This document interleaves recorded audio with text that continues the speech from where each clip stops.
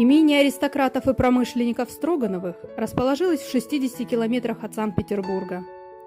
С давних времен первые лица государства, проводя много времени в столице, тем не менее предпочитали обустраивать родовые гнезда вдали от городской суеты в каком-нибудь живописном месте.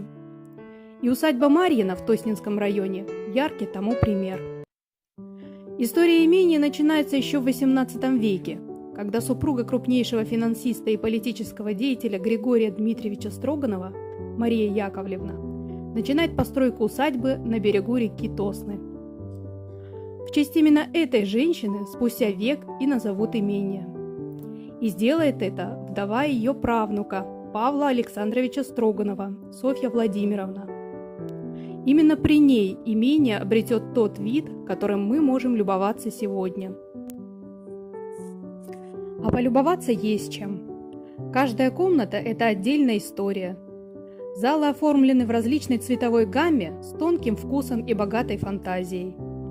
Они производят впечатление чего-то монументального и грандиозного. Вместе с тем дом полон необычных уютных деталей.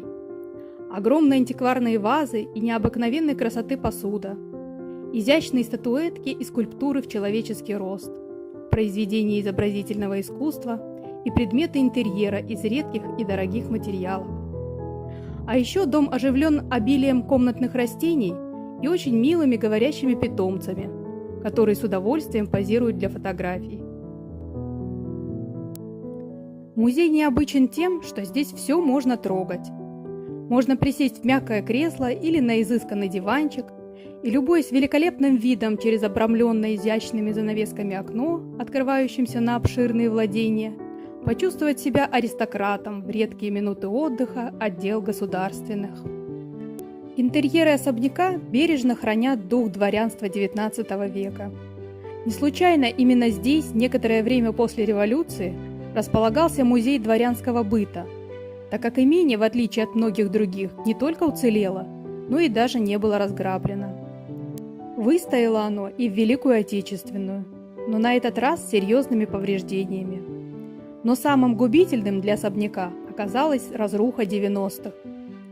Имение было заброшено, затем выставлено на торги, однако еще несколько лет оставалось никому не нужным.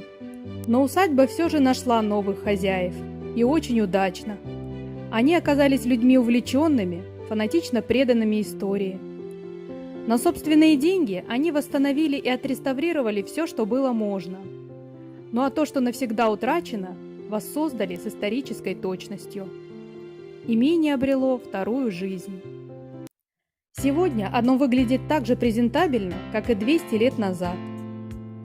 А еще усадьба Марьина всегда рада гостям. Экскурсоводы там – настоящие артисты, а экскурсия – целое представление. Они расскажут вам то, что не вместилось в этот сюжет, про ферму с экзотическими животными, про питомник с редкими растениями. Вы узнаете, как связана фамилия Строгановых с Казанским собором Санкт-Петербурга и с Пушкинской пиковой дамой.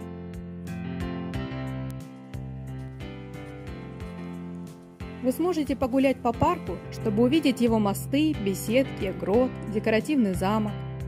Вам расскажут, кто эти люди, а точнее конкретный человек, много лет вкладывающий силы и средства в дело восстановления памятника архитектуры. А еще попьете чаю с восхитительным вареньем собственного производства.